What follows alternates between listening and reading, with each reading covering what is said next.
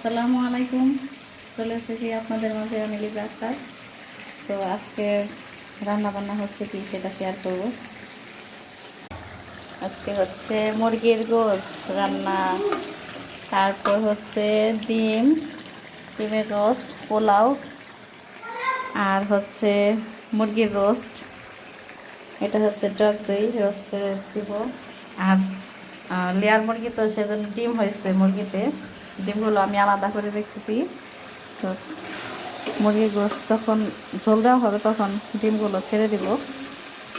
পুরো ভিডিওটা আপনাদের মাঝে শেয়ার করতে পারিনি, কারণ আমি তো প্রথম সেই জন্য ভিডিওগুলো একটু অসুন্দর হবে হয়তো। তো ভিডিও দেখে বলবেন কেমন হয়েছে ভিডিওটা। এখানে বাটা ছিল না, সেগুলো